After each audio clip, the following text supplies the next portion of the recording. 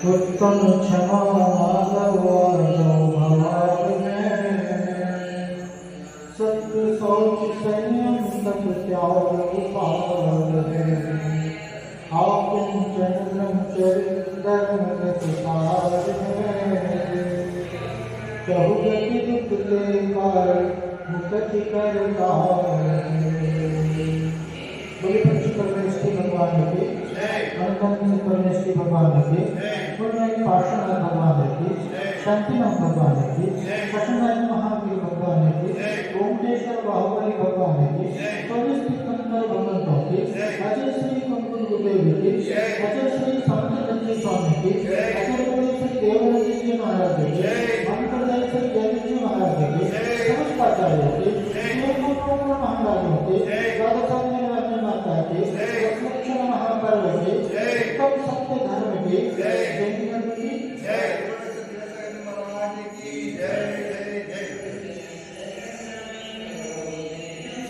जीवन से क्रोध, मान, माया और लोभ का अंधकार जैसे ही दूर होता है, सत्य रूपी सूर्य का उदय होता है। आज उत्तम क्षमा आदि क्रम में सत्य धर्म को जानने की बारी। अच्छा, सत्य धर्म की परिभाषा देते हुए कहते हैं, पर संतावय कारण वैणम स्वपरिहित वैणम, जो वदति मित्रो तुर्ये सच्चे धम्मम हवेरितस्य। क्या करें? पर संतावय कारण वैणम, जो वचन कर्म के संताप का कारण है, कर्म के दुख का कारण है, कर्म कष्ट तकलीफ का कारण है, वह सत्य वचन की श्रेणी में। इसके विपरीत मोटू सफल हित है, जिन वचनों में स्व और पर का हित निहित है, इसमें मेरा भी भला है और जिसके लिए वो वचन कहा जा रहा है उसका भी भला है, हित है, जो दूसरे के दुख तकलीफ कष्ट का कारण न बने, ये वचन ही सत्य वचन की श्रेणी में आते हैं, सत्य वचन कहलाते हैं। ऐसा यहाँ पर कहा है। सत्य किसे कहते हैं? पंडित श्री आशाधर जी के पूजन की पंक्तियों के आधार से हम रोज एक एक धर्म को समझ रहे हैं और आज इसी सत्य धर्म को उनकी पंक्तियों के आधार से जानते हैं। क्या कहते हैं? कठिन वचन मत को पर निंदा करो झूठ करे। कठिन वचन मत को, तो कठिन वचन कौन से? जो समझने में बड़े कष्टदायक हो, जिनको समझना नहीं, भारी भरकम जो शब्द शास्त्रीय शब्द होते हैं, वो कठिन वचन कहलाते हैं। कठोर शब्द, मर्मवेदी शब्द, जिसके वचन के फलस्वरूप दूसरे के अंतर को जो वेग डाले, दूसरे की तकलीफ का कारण बने, दूसरे को कष्ट पहुंचे, ऐसा पर निंदा करो झूठ और दूसरे की निंदा हो, दूसरे की बुराई हो, और असत्य जो वस्तु स्वरूप जैसा नहीं है उसके वस्तु स्वरूप के विपरीत कथन करना। जैसा हमने सुना, जैसा हमने समझा, जैसा हमने जाना, उसके बिल्कुल क्या करना, उसके विपरीत, उससे उल्टा कहना, ऐसा क्या कहा जाता है? असत्य की श्रेणी में आता है। ऐसा झूठा वचन, असत्य वचन कथन नहीं करना, दूसरे की निंदा नहीं करना। और सबसे पहला बात कि कठिन वचन, कठोर वचनों का प्रयोग नहीं करना, क्योंकि बंदूक से से निकली हुई गोली और मुंह से निकली हुई गोली दोनों कभी वापस नहीं जा सकते। इसी कारण से जो भी बोलो तोल बोलने के बोलो। तो वचनों का बहुत गहरा प्रभाव पड़ता है। एक किसान था और बड़ा दुखी था। उसको बेटी की शादी करनी है, घर में तकलीफ चल रही है, धन संपत्ति की कमी है, उसकी शादी नहीं कर पा रहे हैं, तकलीफ थी और वो दुखी होकर के और जंगल में घूम रहा था, भटक रहा था। अब भटकते भटकते क्या हुआ कि एक शेर ने उसे देख लिया। शेर में कहानी नहीं होता है, कहानी में शेर भी होता है, शेर भी कहता है और वो शेर उसको दुखी देख करके और कहता है सुनो मेरी बात सुनो। तो लगा कि कोई आवाज दे रहा है, फिर भी उसने ध्यान होगा मेरा भ्रम होगा, मेरा धोखा होगा, कुछ आवाज सुनाई दे और वो आगे बढ़ता है। फिर उधर से आवाज आता है सुनो मेरी बात सुनो, सुनो मेरी बात सुनो। 2 बार हो जाता है, 3 बार हो जाता है। तो बोलता है उसको है मतलब वो पीछे बोल करके पता लगाता है कि आवाज किधर से आ रही है। तो देखता है कि जो शेर है उसने ले जाके रहा था कि मेरी बात सुनो। अब शेर देख करके तो वो घबराने लगा, भागने लगा। तो शेर बोला देखो भागो मत, घबराओ मत, तुम मुझे दुखी दिखाई दे रहे हो, परेशान दिखाई दे रहे हो, मैं तुम्हें अभय दान देता हूँ, मैं तुम्हें कोई तकलीफ पहुंचाऊंगा, तुम्हें कोई कष्ट नहीं दूंगा, मालूम नहीं तुम्हारी परेशानी का हल है मेरे पास में। मेरे को परेशानी तो बताओ, तुम्हारे मन की क्या बात है। तो वो परेशान तो भाई और मंदिर से इतना डिफरेंट था कि अंदर में तो जीवन किसी को परवाह नहीं। मंदी मन ऐसा आत्महत्या करने की सोच लेती उसने। अब वो विचार करता है ये शेर तो ऐसे भी खा जाएगा, नहीं खाएगा तो बच जाऊँ, मुझे मरने की कोई इच्छा है, देखते हैं क्या बोलता है।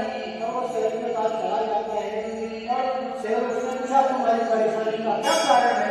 तो शेर ने बताया ऐसे ऐसा पैसे की कमी है, जवान बेटी है घर में, उसकी शादी करनी है, छत टपक रहा है घर में, बीवी बीमार है, उसका इलाज कराना है। बोला आओ मेरे साथ। लेकर के आता है और दूर थोड़े दूर जाकर के एक पेड़ की कोप में सोने के जो कंगन रखते हैं, मोटे मोटे अच्छे भारी बर्तन, और वो कंगन जाकर के सोने के कंगन उस किसान को शरीर को दे देता है कि जाओ इससे तुम अपना निर्वाह करो, बेटी की शादी करो। और वो बड़ा खुश होकर के गरीब शेर को धन्यवाद देता हुआ घर चला जाता है और सारे आयोजन की तैयारी करता है और कर करके और आकर के और शेर को आमंत्रित करता है। शेर आपके कारण से मेरी बेटी की शादी हो गई है, मेरा घर अब बढ़िया बन गया है, मेरी बीवी का इलाज हो गया, आप मेरे घर इस विवाह में जरूर पधारो, ऐसा निवेदन करता है। शेर बोला मैं तुम्हारी शादी में तुम्हारे घर में जरूर आऊंगा। और आयोजन होता है निश्चित तारीख समय पर और शादी का माहौल होता है। इसी दरमियान में क्या होगा कि लोगों को वो शेर आता हुआ नजर तो शेर क्या है उस मंडप की ओर ऐसा बढ़ रहा है और लोगों में हड़कंप बच गया, भागादौड़ी बच गई, शेर शेर शेर शेर शेर शेर। तो देख करके वो जो मालिक था, किसान था, वो भी पता लगाता है, वहाँ करके देखता है कि शेर को एकदम मंडप के पास पहुँच गया है और सुनो सुनो उससे घबराने की जरूरत नहीं है।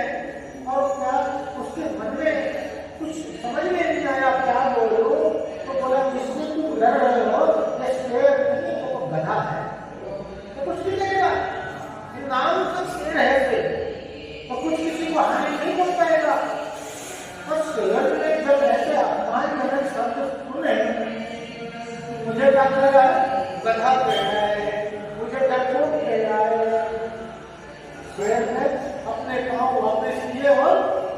जंगल की ओर लौट गया।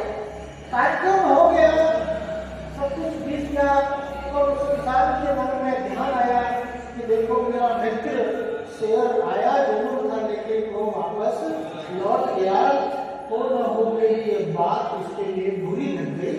तो वो जाकर के अंदर में उससे क्षमा मांगता है, देखो भावुकतावश मैंने तुमसे ऐसा कह दिया, बुरा मत मानना मेरी बात का, तो वो सब छोड़ो। एक तलवार पास में थी उसके, तो उठाया और शेर ने कहा कि ले लो और मेरी पीठ पर मार करो। तो कहता है कि ये अजीब सी बात, मैं क्यों आपके ऊपर तलवार से वार करूं? शेर कहता है कि तुम वार करते हो या कि मैं तुम्हारे ऊपर आक्रमण करूं? तो छोड़ूंगा नहीं तुमको, या तो तुम हिंसो तलवार से वार करो, नहीं तो मैं आज तुमको ऐसा धर्म बोलता हूं। तो उसने कहा जब आप बोल रहे हो तो कर दिया। उसने तलवार मारा और उसे भाग गया। बोले अब तुम 7 दिन बाद मेरे पास में आए, और 7 दिन के बाद जब वो किसान उस शेर के पास में आया, उसने अपना भाव दिखाया। बोले देखो 7 दिन पहले तुमने जो मुझे घाव दिया था वो घाव भर गया है, लेकिन उसके पहले जो तुमने जो शब्द बोले थे उसका घाव अभी तक नहीं है। शस्त्र का वार, शस्त्र का घाव एक बार भर जाता है, लेकिन शब्दों का घाव एक ऐसा घाव है जो कभी भरता नहीं। इसलिए कहते हैं शब्द संभाले बोलिए, शब्द संभाले बोलिए, शब्द के हाथ ना पाओ, एक शब्द औषधि करे, एक शब्द करे घाव। एक शब्द है वो आपकी प्रिय वचन, सहानुभूति वाले वचन औषधि का काम कर जाती है। डॉक्टर क्या बोलता है, चिंता मत करो, आप स्वस्थ हो जाओगे। आपके साथी क्या बोलते हैं, हम हैं आपके साथ में, आप स्वस्थ हो जाओगे। वो सब तो आपकी स्वस्थता का कारण बन जाते हैं, आपकी प्रसन्नता का कारण बनते हैं। जो कटु शब्द होते हैं, कड़वे शब्द होते हैं, कठोर शब्द होते हैं, क्रोधादि कषाय के वशीभूत जो शब्दों का उच्चारण होता है, वो शब्द भाव से भी खतरनाक होते हैं। हर कठिन ऐसे कठिन कठोर शब्दों का, ये काव्य वचनों का प्रयोग और असत्य वचन है, वो शब्द कभी प्रयोग नहीं करना चाहिए। शब्दों की शक्ति को आदमी की जो पहचान करनी है ना, आपको अगर किसी व्यक्ति की पहचान करनी है कि अब इसका व्यक्तित्व कैसा है, इसका सोच कैसा है, इसका जीवन कैसा है, तो उसे बोलने का मौका है। कहते हैं ना, उसके बोलने का मौका मिलो, उसके वचनों के माध्यम से उसके व्यक्तित्व, उसके सोच का आपको परिचय मिल जाएगा। तो वचनों में दरिद्रता कैसे? अरे अच्छे मीठो मीठो बोलता है, मीठे वचन, अच्छे वचन, प्रिय वचनों में कुछ धन संपत्ति लग रहा है क्या, कुछ खर्च हो रहा है क्या? तो अच्छे वचन बोलने में कभी दरिद्रता नहीं करनी चाहिए। जरा से शब्द और परिवार का माहौल है ना, वो खुशनुमा हो सकता है, और ऐसा खुशनुमा माहौल में क्या झगड़े का घर बन सकता है। क्या हुआ सर, द्रौपदी ने कोई सभी तो बोले थे, क्या कहा, अधो के कपड़े, अधो के अधई को होंगे, और इतनी सी बात और क्या हुआ, इतना बड़ा महाभारत का कारण बन गया कि घर में रामायण होते होते धर्म का माहौल बना हुआ है, प्रेम प्रीति का माहौल बना हुआ है, और एक जरा सा शब्द और महाभारत जैसा विकराल रूप धारण कर लेता है। इसलिए कहते हैं कि सत्यम ब्रूयात्, सत्यम ब्रूयात् प्रियम ब्रूयात्, न ब्रूयात् सत्यम अप्रियम। क्या कहा, सत्य बोलो और प्रिय वचन बोलो, मीठे वचन बोलो,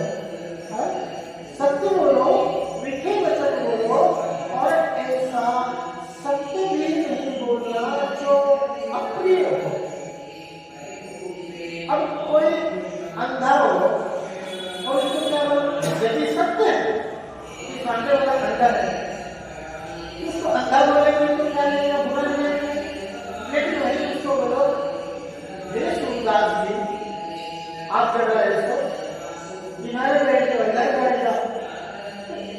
दोनों सत्य यद्यपि एक ही अर्थवाचक है, अंधेरे में सूर्यदास में कोई अंतर नहीं है, लेकिन एक शब्द ऐसा है सुनने में मीठा लगता है, अच्छा लगता है, और उसी के विपरीत दूसरा शब्द ऐसा है कटु है, कड़वा है, कठोर है। तो यद्यपि सत्य है लेकिन अप्रिय वचनों का वचन नहीं करो, दूसरे की निंदा नहीं करना, दूसरे की बुराई नहीं करना। और कोई मान लो किसी ने किसी की बुराई की,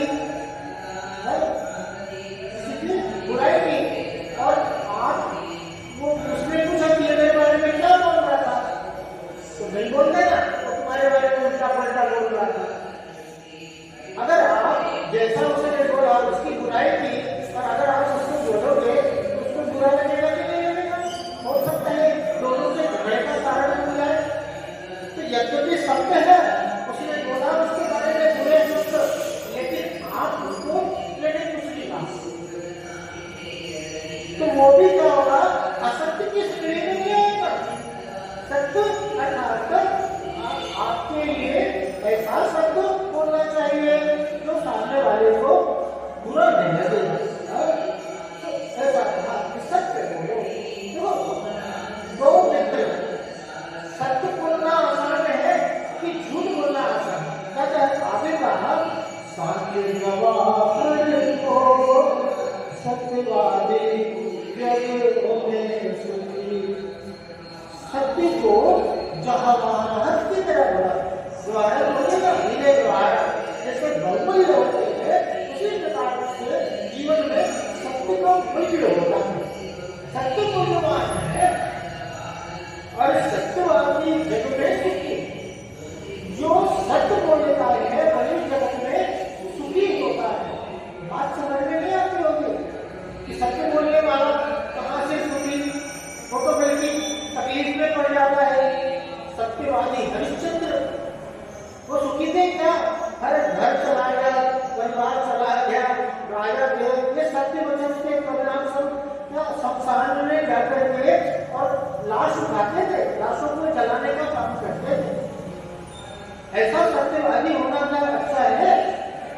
सत्यवादी जगत में सुखी, हाँ सत्यवादी ही सुखी है। सत्य बोलने वाला ही सुखी हो सकता है, शांत हो सकता है, आनंद ले सकता है जीवन का। जो व्यक्ति है वो पेट में जाना है और दोनों के पास में टिकट नहीं है, दोनों मित्र रहे और उनके पास में टिकट नहीं है, और बीती जैसे जाता है, एक तो क्या होता है वहां से बाथरूम वगैरह छूट जाता है, खिड़की से बचने का प्रयास करता है, बच जाता है। और दूसरा क्या होता है खिड़की के सामने जाकर के टिकट कलेक्टर को कह देता है मेरे पास टिकट नहीं है, आप मेरे टिकट बना दो। तो क्या लगेगा, उसको फाइन लगेगा, जो भी उसका फाइन चार्ज होगा और उसको टिकट इशू कर दिया जाएगा।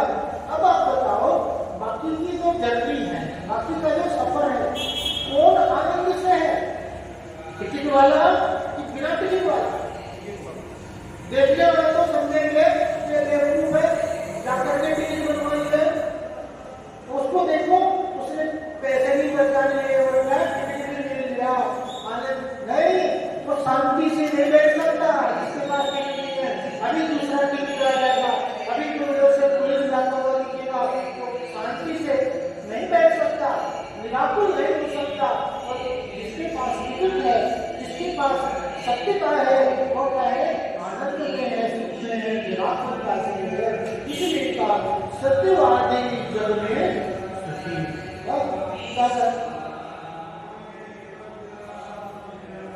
झूठ नहीं बोलना चाहिए।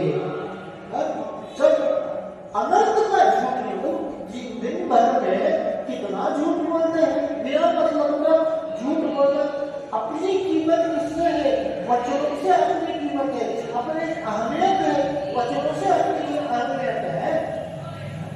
जहाँ वचन की बात आती है वहां पर सत्य वचन के संबंध में 4 प्रकार की बातें शास्त्रों में मिली। सबसे पहला सत्य अनुव्रत, सत्य अणुव्रत, दूसरा सत्य महाव्रत और तीसरा भाषा समिति और गुप्ति। ये 4 प्रकार का कथन सत्य वचन के संबंध में किया गया है। सबसे पहला सत्य अणुव्रत, जो एक गृहस्थ धर्मी के श्रावक के जीवन में होता है कि वह आंशिक रूप से सत्य को धारण करता है। स्थूल झूठ नहीं बोलेगा, सूक्ष्म झूठ बोलेगा, ऐसा झूठ नहीं बोलेगा। जहां पर है ना सत्य कहा जा सकता है वहां पर वो झूठ नहीं बोलेगा।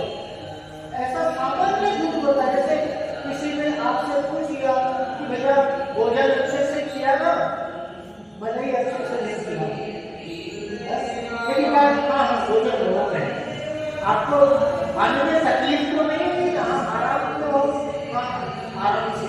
कोई आपको कोई गिफ्ट ला के दिया, आपको भले ही पसंद नहीं आया, क्या बोलते हैं नहीं बहुत अच्छा लगा, आपको अच्छा लगा।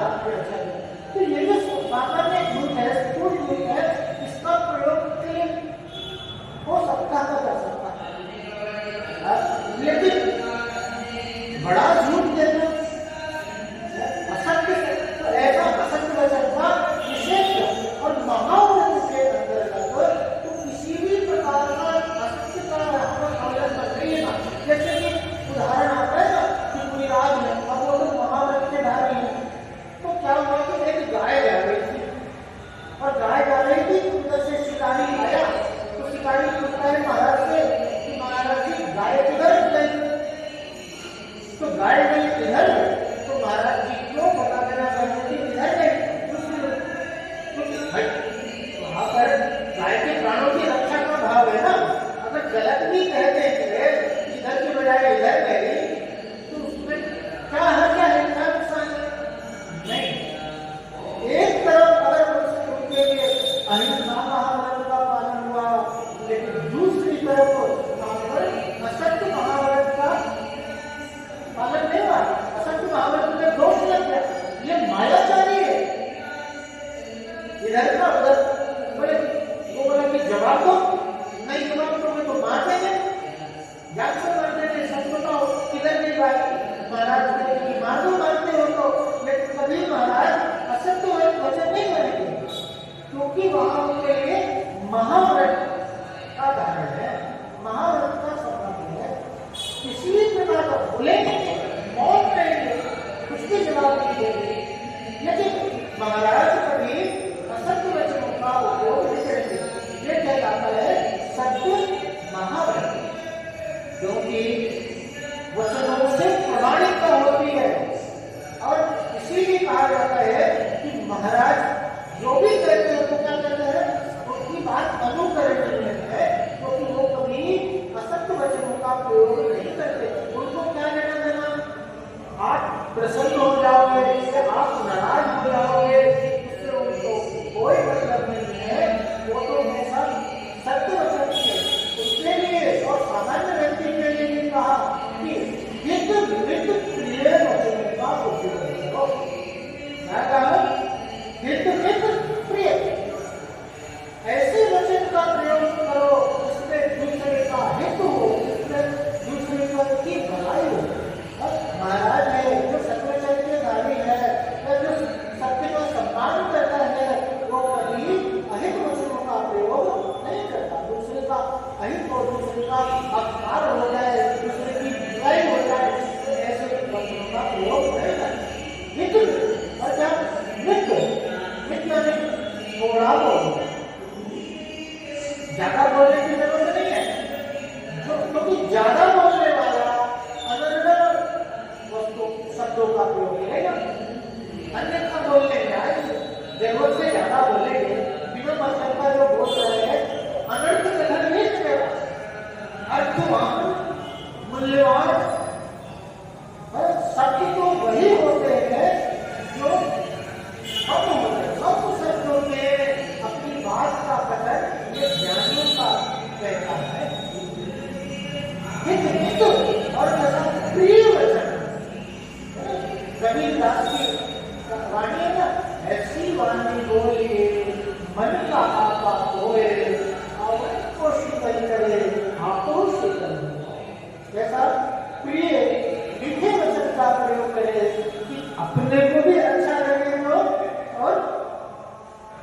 जो भी अच्छा नीति वाक्य है आत्मानी पुरानी नव समाचारे जो स्वयं को प्रतिकूल रहे, जो स्वयं को हम नहीं चाहते हैं कि ऐसा व्यवहार ऐसा वचन कोई मेरे लिए करे, ऐसे व्यवहार ऐसे वचनों का प्रयोग दूसरे के लिए भी नहीं करना चाहिए। ऐसा नीति वाक्य कथन है बहुत बात हुई और जो भी बात हो रही है सत्य वचन की बात हो रही है, लेकिन हमें तो बात करनी है सत्य धर्म की।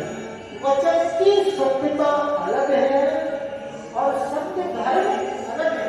ये बात समझने की जरूरत है।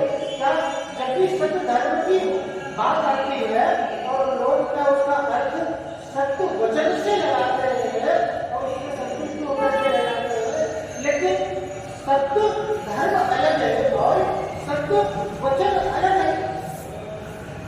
सत्य के बारे में आचार्य कहते हैं सत्य धर्म के लक्षण। सत्य अर्थात जो वस्तु जो द्रव्य का अपनी सत्ता में होना, उसके अपने अस्तित्व में होना, वो क्या कहलाता है सत्य। और सत्य प्रत्येक द्रव्य का, प्रत्येक वस्तु का, प्रत्येक पदार्थ का लक्षण है। कोई भी वस्तु है वह पूर्ण रूप से नाश को प्राप्त नहीं होती। वो किसी न किसी अवस्था में उसकी उपस्थिति उसकी उसका विद्यमानता जरूर रहता है। उसे कहते हैं सत्गुण। सत्गुण और वो सत्गुण कैसा है? उत्पाद वही द्रव्य उत्तम सत्य शब्द आपको सुनने में कठिन लग रहे होंगे, लेकिन थोड़ी देर में हम अर्थ पर विचार करेंगे तो बात समझ में आएगी। कैसा उत्पाद वही और द्रव्यता से जो सहित है वह द्रव्य है। द्रव्य में प्रति क्षण उत्पाद होगा, एक पर्याय से दूसरी पर्याय का बदलना। जैसे क्या हुआ कि लकड़ी है ना, लकड़ी को जलाया तो क्या बना? कोयला बना। अब क्या हुआ? उत्पाद, कोयले की हुई उत्पत्ति और वह अर्थात नाश किसका हुआ? लकड़ी का था। तो लकड़ी का अभाव हुआ और प्राप्ति किसकी हुई? कोयले। अभी लकड़ी किस अवस्था में है? कोयले की अवस्था में अभी है कि नहीं है? और कोयले को जलाएंगे तो क्या हो जाएगा? राख हो जाएगा। तो क्या हुआ? कोयले का व्यय हुआ और तो लकड़ी का है किसी न किसी रूप में अभी भी उपस्थित है कि नहीं है? तो वस्तु का द्रव्य का कभी नाश नहीं होता। सोने का कंगन है तो कंगन को तोड़ा और कंगन की अंगूठी बना दी, अंगूठी को तोड़ा और अंगूठी की पायल बना दी, तो कंगन का अभाव हुआ और अंगूठी की उत्पत्ति हो गई, उत्पाद हो गया। और वह किसका हुआ? कंगन का हुआ। और उसके बाद क्या हुआ? पायल बन गई तो अंगूठी का व्यय हो गया और पायल की उत्पत्ति हो गई। लेकिन तीनों चारों अवस्था में स्वर्ण तो वही का वही है ना। जिस सोने का कंगन था, जिस कैरेट का, जिस कीमत का जो सोना था, वही का वही सोना का हुआ कंगन में परिवर्तित हो गया, कंगन से अंगूठी में परिवर्तित हो गया, अंगूठी से पायल में परिवर्तित हो गया। तो ये अवस्थाएं बदल रही है, लेकिन द्रव्य तो सदा विद्वान है, सत्ता में है। इसको कहते हैं सत्य धर्म की वस्तु का नाश नहीं होता। जो सत्य धर्म को जानता है, सत्य धर्म को अपने जीवन में धारण करता है, वह सभी प्रकार के भयों से मुक्त होता। मैं कैसा हूँ? सदा सत्ता में रहने वाला शाश्वत तत्व हूँ। और जिसको इस प्रकार का विश्वास है वही का है सत्य धर्म का धारी। ये सत्य देखो, एक होता है अर्थ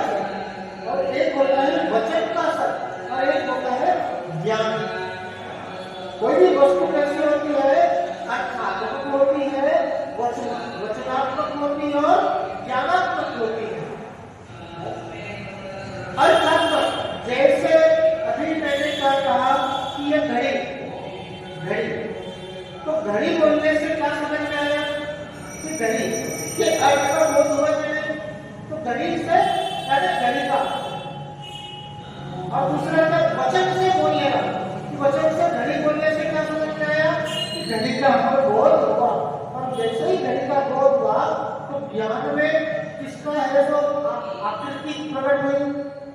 अभी सामने मान लो ऐसा गधा नहीं है, गधा नहीं है, और गधा बोलने से क्या होगा, यहाँ हॉल में गधा आ गया नहीं सबके ज्ञान में, यद्यपि गधा सामने नहीं है लेकिन गधा ज्ञान में आ गया, तो इसको कहते हैं ज्ञानात्मक, अर्थात्मक और वचनात्मक।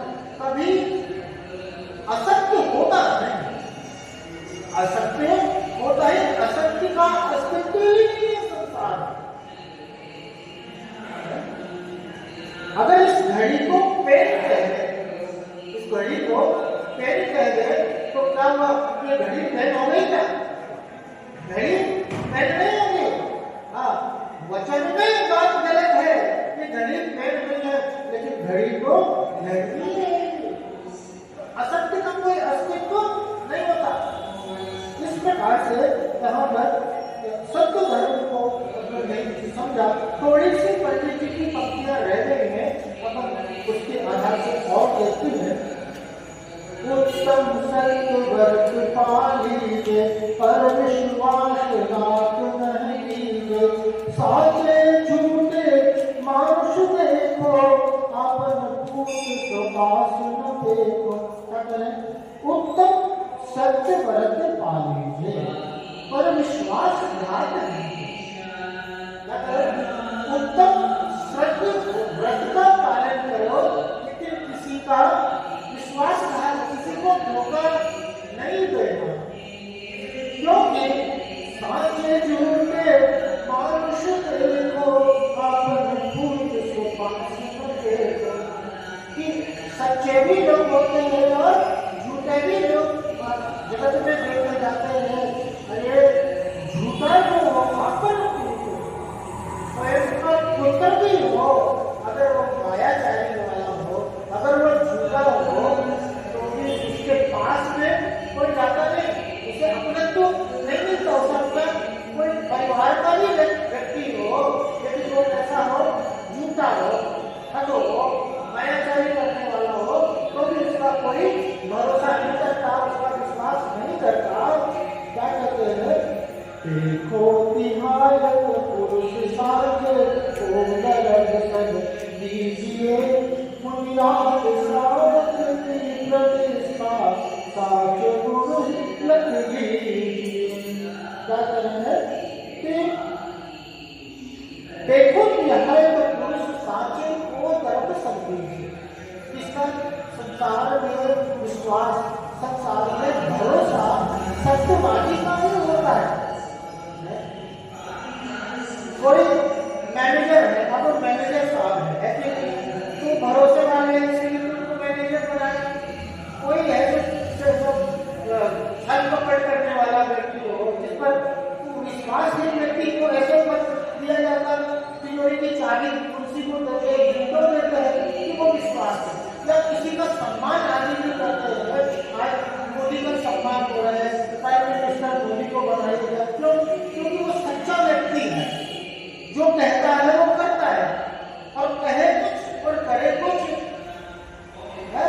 तो ऐसा देखो झूठा चरित्रहीन व्यक्ति को कोई सम्मान नहीं देता।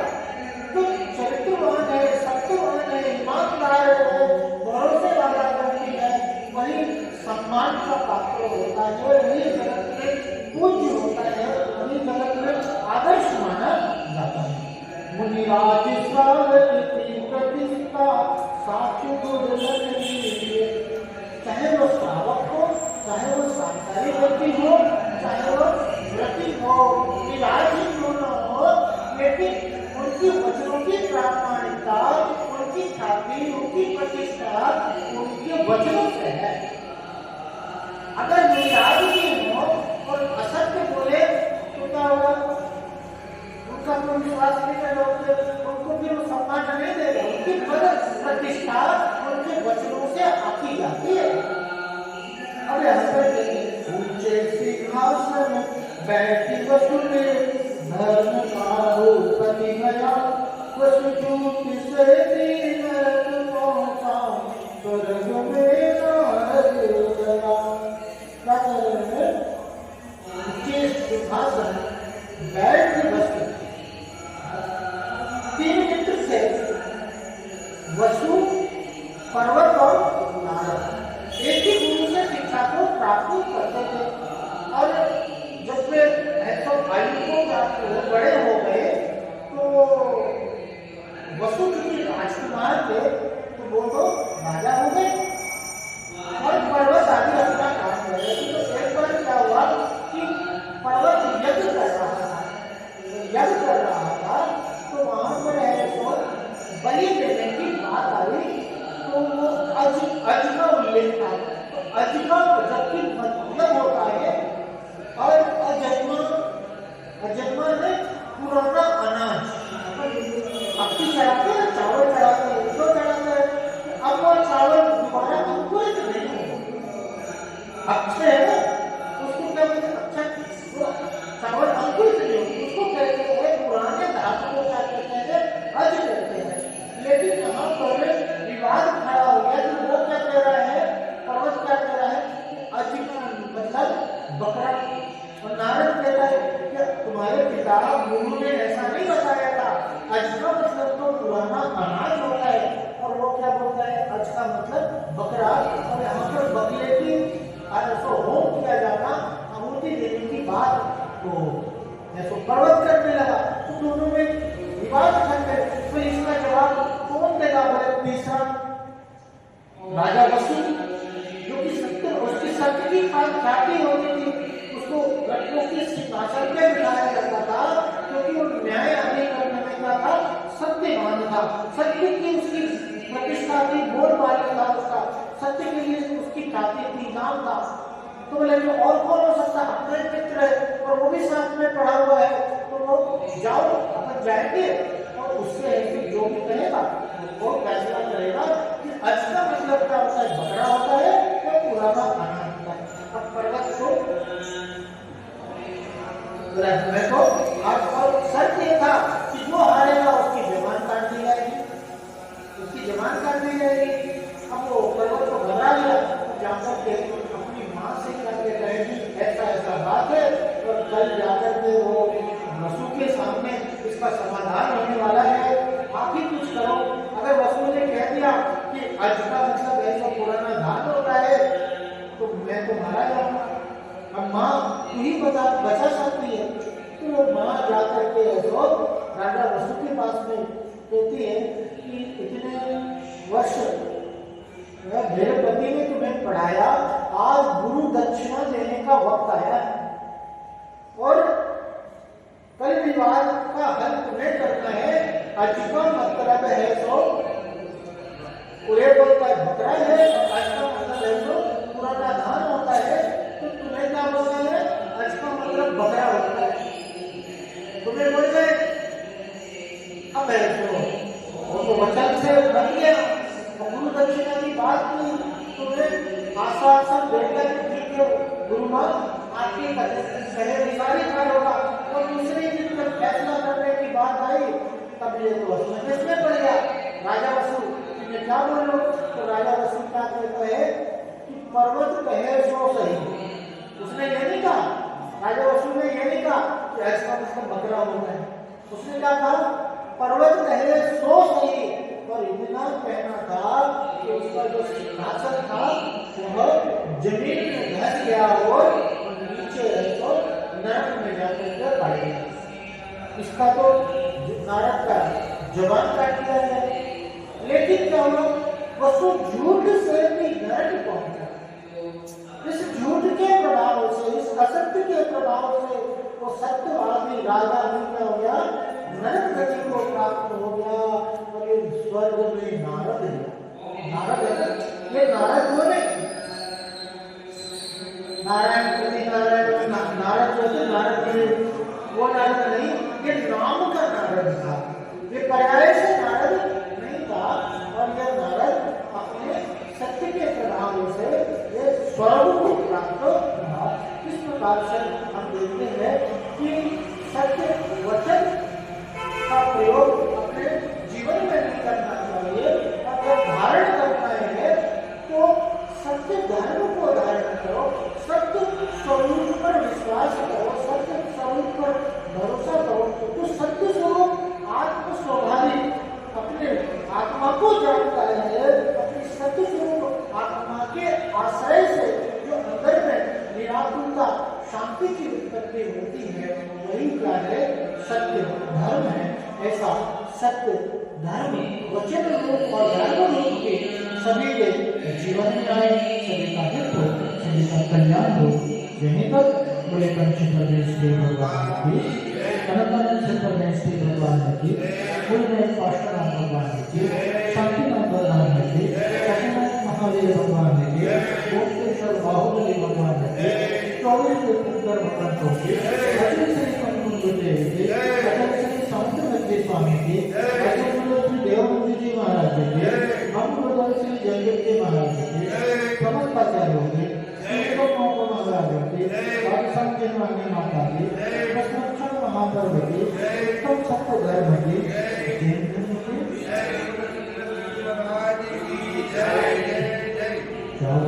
के ज्ञान से सूझे लो कालो, सोवाई मस्तक हो सदा बेसुंदर, हे वाणी मार्गी तोरे लो निर्णय, झूठे शरणा के सुखाए सुखे।